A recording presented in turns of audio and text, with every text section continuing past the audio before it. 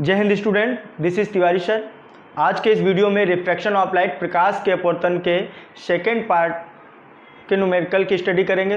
क्योंकि पिछले वीडियो में रिफ्रैक्शन ऑफ लाइट, प्रकाश के अपवर्तन के फर्स्ट पार्ट में कुछ न्यूमेरिकल मैंने इसी टॉपिक के स्टडी कराई थी। तो आइए, अगर जिन बच्चों ने नोट्स नहीं बनाए वो नोट्स ज़रूर बना लें। तो आइए फार्मूले देख लेते हैं इस टॉपिक के थोड़े से। बेसिक फार्मूले क्या हैं इसके? अपवर्तनांक, रिफ्रैक्टिव इंडेक्स 1 and 2 का मतलब है पहले माध्यम और 2 का मतलब है दूसरा माध्यम। तो 1 and 2 का मतलब है जब प्रकाश का अपवर्तन पहले माध्यम से दूसरे माध्यम में हो रहा है तो पहले माध्यम में प्रकाश की चाल बट्टे दूसरे माध्यम में प्रकाश की चाल।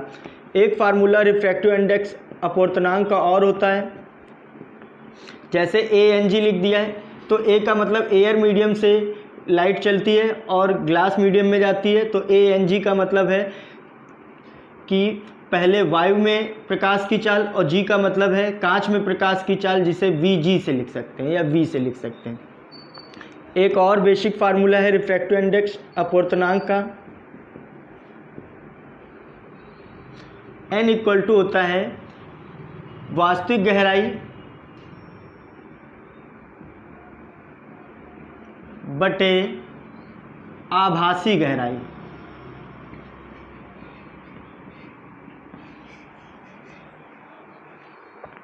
तो ये क्वेश्चन जो है वो बारी बारी से सॉल्व करते हैं इनको। पहला क्वेश्चन क्या है आपका? निर्वात तथा कांच में प्रकाश की चाल 3 × 10⁸ मीटर पर सेकेंड तथा 2 × 10⁸ मीटर पर सेकेंड है। तो कांच का निरपेक्ष अपवर्तनांक, कांच का निरपेक्ष अपवर्तनांक का मतलब है प्रकाश किरण वायु से या वायु जैसे माध्यम से या निर्वात जैसे माध्यम से चलती है और कांच में जा रही है। तो पहला माध्यम यहाँ पर निर्वात का है, वैक्यूम का, और दूसरा माध्यम जो है वो ग्लास जो कि कांच का है। तो निरपेक्ष अपवर्तनांक क्या होता है? पहले क्वेश्चन को सॉल्व करते हैं। निरपेक्ष अपवर्तनांक, निरपेक्ष अपवर्तनांक, निरपेक्ष अपवर्तनांक का मतलब है N से लिख सकते हैं इसको। पहले माध्यम में प्रकाश की चाल जो कि निर्वात में प्रकाश की चाल आप लिख देंगे, निर्वात में प्रकाश की चाल बटे दूसरा माध्यम है आपका कांच, कांच में प्रकाश की चाल।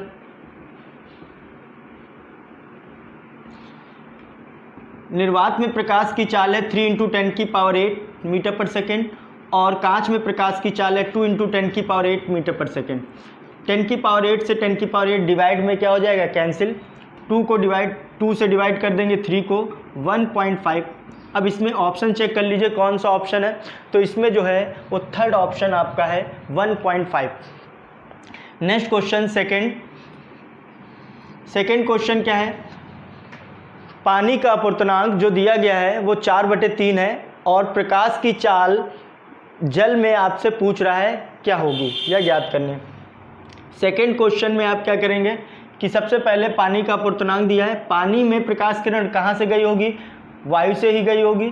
तो वायु के सापेक्ष जल का अपवर्तनांक जो है वो आपका दिया गया वाटर का 4/3।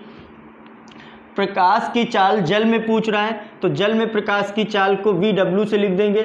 और वायु में प्रकाश की चाल अगर आपको नहीं पता है तो याद रखिए, जिन क्वेश्चनों में वायु में प्रकाश की चाल ना दी हो तो आप याद रखिए 3 × 10⁸ मीटर पर सेकेंड ही होती है।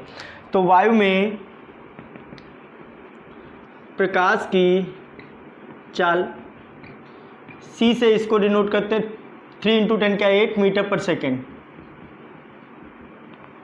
फार्मूला लिख दीजिए। क्योंकि अपवर्तनांक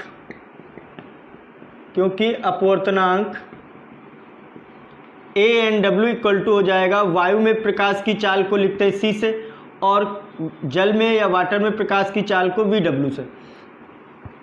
इसकी वैल्यू आपको दी है 4/3, C की वैल्यू 3 × 10⁸ और VW की वैल्यू आपको निकालनी है। इसको मल्टीप्लाई इधर कर दीजिए, इसका मल्टीप्लाई इधर, तो 4 × VW इक्वल टू आपका हो जाएगा 9 × 10⁸। 4 को डिवाइड में आप नीचे ले आइए यहाँ पे, VW इक्वल टू 9/4 × 10⁸। 4 से डिवाइड कर दीजिए। VW equal to 2.25 into 10⁸ metre पर सेकेंड, जो कि आपकी प्रकाश की चाल आ जाएगी। फिर समझिए, पानी का अपूर्णांक 4/3 तथा प्रकाश की चाल जो है जल में ज्ञात करने के लिए बोल रहा है। वायु में प्रकाश की चाल नहीं दी है, तो वायु में प्रकाश की चाल जो होती है वो 3 इंटू 10⁸ मीटर पर सेकेंड होती है, या निर्वात में प्रकाश की चाल भी यही होती है 3 इंटू 10⁸ मीटर पर सेकेंड। अपूर्णांक का फार्मूला लगाएंगे और ये जल में प्रकाश की चाल आपकी आ जाएगी 2.25 इंटू 10⁸ मीटर पर सेकेंड। तो इसमें जो ऑप्शन है आपका वो सेकेंड है। थर्ड क्वेश्चन की बात करते हैं। बहुत ही सिंपल फार्मूले से और बढ़िया कैलकुलेशन के साथ आपको ये सॉल्व करने हैं। थर्ड क्या है, वायु में प्रकाश की चाल 3 इंटू 10⁸ मीटर पर सेकेंड। यदि वायु के सापेक्ष कांच का अपूर्णांक कितना है, तो कांच में प्रकाश की चाल ज्ञात करने के लिए बोल रहा है क्या होगी। वायु में प्रकाश की चाल को आप लिखते हो C से 3 इंटू 10⁸ मीटर पर सेकेंड, और वायु के सापेक्ष जब भी ये बोल दिया जाए कि इस माध्यम के सापेक्ष, तो जिस माध्यम के सापेक्ष बोला जाता है या जिस माध्यम के रिस्पेक्ट में बोला जाए वो पहला माध्यम होता है या फर्स्ट मीडियम होता है। तो वायु के सापेक्ष मतलब वायु से प्रकाश किरण चल रही है और कांच का अपूर्णांक दिया है, तो वायु से कांच में जब जा रही है प्रकाश किरण तो उसके लिए उसका अपूर्णांक 1.5 दिया है। तो कांच में प्रकाश की चाल को लिखते हैं Vg से, जो कि हमें निकालना है, क्योंकि अपूर्णांक का फार्मूला ANG इक्वल टू होता है वायु में प्रकाश की चाल, और दूसरा माध्यम कौन सा है, कांच का है, तो कांच में प्रकाश की चाल Vg से। ANG की वैल्यू आप रख देंगे 1.5, C की वैल्यू 3 इंटू 10⁸ अपॉन में Vg ऐसे लिखेंगे। Vg अगर निकालना है, इसको इधर ले, इसको डिवाइड में नीचे ले जाएंगे, 3 इंटू 10⁸ अपॉन में 1.5, पॉइंट हटाया 0 ऊपर ले जाएंगे। Vg इक्वल टू 30/15 × 10⁸, काट दीजिए 15 दूनी 30, तो Vg equal to 2 into 10⁸ metre पर सेकेंड। तो ये आपकी कांच में प्रकाश की चाल आ जाएगी। अब इसमें ऑप्शन देख लीजिए कौन सा है, तो जो इसमें ऑप्शन है 2 इंटू 10⁸ मीटर पर सेकेंड, जो कि आपका थर्ड ऑप्शन हो जाएगा। नेक्स्ट क्वेश्चन फोर्थ, एक माध्यम का अपूर्णांक जो है वो 2.0 है, इसका क्रांतिक कोण ज्ञात करना है। क्रिटिकल एंगल जो है आपका वो आपको ज्ञात करना है, क्रांतिक कोण। और क्रांतिक कोण क्या होता है, क्रांतिक कोण सघन माध्यम में बना वह आपतन कोण होता है, जिसके लिए विरल माध्यम में बना अपवर्तन कोण जो होता है वो 90 डिग्री होता है। चौथे क्वेश्चन को सॉल्व करते हैं। माध्यम का अपूर्णांक, तो यहाँ पे अपूर्णांक जो है वो हमारा n जो है वो आपको 2.0 दिया गया है, और क्रांतिक कोण यहाँ पर आपको ज्ञात करना है, क्रिटिकल एंगल, जो कि C की वैल्यू फाइंड करनी है। क्योंकि क्रांतिक कोण sin C equal to 1/n, sin C equal to 1/n की वैल्यू आप रखोगे 2.0 मतलब 2, और साइन में 1/2 जो वैल्यू होती है वो साइन 30 की वैल्यू होती है, 30 डिग्री की। साइन से ये साइन क्या हो जाएगा, कैंसिल। C की वैल्यू जो आ जाएगी वो आपकी 30 डिग्री आ जाए, तो क्रांतिक कोण यहाँ पर हो जाएगा 30 डिग्री, जो कि आपका फर्स्ट ऑप्शन हो जाएगा। नेक्स्ट 5 नंबर क्वेश्चन की बात करते हैं। 5 नंबर क्वेश्चन क्या है, किसी द्रव का वायु के सापेक्ष क्रांतिक कोण 45 डिग्री है। पहला माध्यम कौन सा है, इसमें हमने बताया जिस माध्यम के सापेक्ष बोला जाए वो फर्स्ट मीडियम होता है या पहला माध्यम होता है। तो वायु के सापेक्ष मतलब पहला माध्यम वायु का है, दूसरा है द्रव जो कि लिक्विड, तो एयर मीडियम से चलती है और लिक्विड में जा रही है, तो उसके लिए हमारा क्रांतिक कोण जो दिया गया है वो आपको दिया गया है 45 डिग्री। तो क्रांतिक कोण लिख देंगे C इक्वल टू 45 डिग्री, और उसका अपूर्णांक ज्ञात करना है। तो किसके रिस्पेक्ट में, वायु के सापेक्ष हमें वो भी किसका, लिक्विड का अपूर्णांक ज्ञात करना है, क्योंकि क्रांतिक कोण sin C equal to 1/ANL, ANL की वैल्यू लिख देंगे तो 1/sin C, और C की वैल्यू जो हमें दी गई है वो आपको दी गई है 45 डिग्री, तो 1/sin 45 degree. A N L equal to sine 45 की वैल्यू 1/√2, √2 ऊपर चला जाएगा तो A N L equal to हो जाएगा √2, √2 की वैल्यू आप रख दीजिए 1.414, ये आपका हो जाएगा आंसर। Next question 6 number. अब इसमें ऑप्शन आप चेक कर लीजिए कौन सा ऑप्शन है, तो इसका जो ऑप्शन है वो आपका सेकेंड ऑप्शन है। 5 नंबर के बाद क्वेश्चन 6 नंबर क्वेश्चन सॉल्व करते हैं।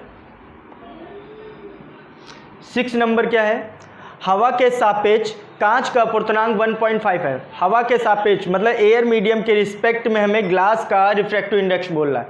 तो हवा के सापेक्ष कांच का अपूर्णांक जो है, जब प्रकाश किरण हवा से चलती है और कांच में जा रही है तो ए एन जी की वैल्यू जो है 1.5 दिया गया, और कांच का हवा के लिए क्रांतिक कोण निकालना है। कांच हवा के लिए क्रांतिक कोण, जो कि क्रांतिक कोण आपको सी की वैल्यू यहाँ पर फाइंड करनी है, क्योंकि क्रांतिक कोण साइन सी इक्वल टू होता है 1/ANG।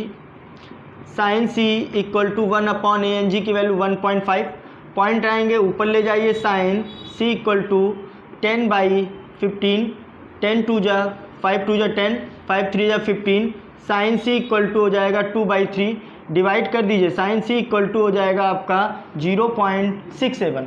और ये वैल्यू जो है क्वेश्चन में ये लिखा हुआ है साइन 42 डिग्री की वैल्यू 0.67 होता है, तो इसकी जगह आप लिख सकते हैं साइन सी इक्वल टू बनेगा आपका साइन 42 डिग्री। साइन से साइन कैंसिल, सी की वैल्यू 42 डिग्री। क्रांतिक कोण आपका क्रिटिकल एंगल जो है 42 डिग्री आ जाएगा। Next question 7 number.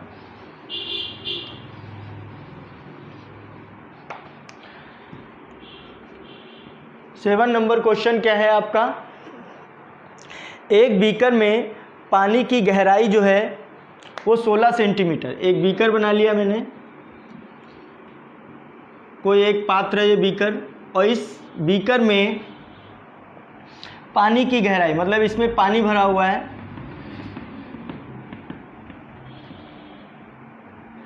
इसकी जो गहराई है वो 16 सेंटीमीटर आपको बताई जा रही है। तो पानी की जो वास्तविक गहराई है बीकर में वो आपको 16 सेंटीमीटर दी गई है, और बीकर की तली में एक सुई पड़ी हुई है, पिन या सुई कुछ भी बोल सकता है। तो वो हमने यहाँ पर जो सुई दी गई है ये पड़ी हुई है, उसके लिए कह रहा है उसकी जो दूरी है पानी की सतह से वो 12 सेंटीमीटर है। तो 12 सेंटीमीटर जो है ये 12 सेंटीमीटर, तो कह रहा है कि पानी का अपूर्णांक हमें ज्ञात करना है। तो वास्तविक गहराई जो है, वास्तविक गहराई पानी की वास्तविक गहराई जो है वो आपको दी गई है 16 सेंटीमीटर, 16 सेंटीमीटर। और सुई जो पानी में पड़ी हुई है बीकर के अंदर, उसकी जो आभासी गहराई है, आभासी गहराई वो आपको दी गई है 12 सेंटीमीटर। तो पानी का अपवर्तनांक आपको ज्ञात करने के लिए बोल रहा है, अपवर्तनांक जो है वो आपको निकालने के लिए बोल रहा है, क्योंकि अपवर्तनांक का जो फार्मूला था वही सिंपल सा फार्मूला n इक्वल टू वास्तविक गहराई बटे आभासी गहराई। वास्तविक गहराई जो है आपकी 16 सेंटीमीटर और आभासी गहराई जो है वो 12 सेंटीमीटर। 4 से डिवाइड हो जाएगा, 4 4 जा 16, 4 3 जा 12, 3 से 4 को डिवाइड कीजिए, n की वैल्यू 1.33, ये आपकी आ जाए। इसमें ऑप्शन चेक कर लीजिए, इसमें जो ऑप्शन है आपका second number 1.33। Next last question 8th number. 8th number question में जल से भरे, कह रहा है जल से भरे कांच के एक बर्तन की तली में सिक्का पड़ा हुआ है। कांच का एक बर्तन है, ये हमने मान लिया कांच का एक बर्तन, और कांच के बर्तन में जल भरा हुआ है, इसमें एक कॉइन पड़ा हुआ है, सिक्का, ये हमारा सिक्का पड़ा हुआ है। जो सिक्का पड़ा हुआ है, अब सिक्का पहले की अपेक्षा 5 सेंटीमीटर ऊपर उठा हुआ, क्योंकि ये प्रकाश के अपवर्तन की घटना है। तो जब आप ऊपर से देखोगे, अंदर कांच के इसमें जल भरा हुआ है, तो जब ऊपर से आप देखेंगे तो सिक्का जो है कॉइन वो आपको कुछ ऊपर दिखाई देता है। तो वो 5 सेंटीमीटर जो है वो ऊपर दिखाई देता है। तो जो आभासी गहराई है वो आपकी कितनी दी है? 5 सेंटीमीटर। मान लिया कि जल जो भरा हुआ है इस कांच में वो हमारा x गहराई तक भरा हुआ है। तो माना कांच के बर्तन में जल की वास्तविक गहराई जो है, वास्तविक गहराई वो आप x ले लेंगे। आभासी गहराई की बात करें अगर, तो आभासी गहराई जो हो जाएगी वो 5 सेंटीमीटर, ये कम दिखाई देगी। तो x से 5 सेंटीमीटर आप लेस कर देंगे। तो ये x सेंटीमीटर है और ये आपका x - 5 सेंटीमीटर। तो आपको कह रहा है कि यदि जल का अपवर्तनांक, जल में प्रकाश किरण कहाँ से आई होगी, जब ये ना दिया हो कि किस माध्यम से प्रकाश किरण आ रही है, तो याद रखिएगा कि हमेशा वायु जैसे माध्यम से ही प्रकाश किरण कांच में या जल में प्रवेश करती है। तो यहाँ पर जो वायु के सापेक्ष कांच का अपवर्तनांक है वो आपका Ang, या आप n से भी इसको लिख सकते हैं, वो आपको दिया है 4/3, क्योंकि अपवर्तनांक n = वास्तविक गहराई बटे आभासी गहराई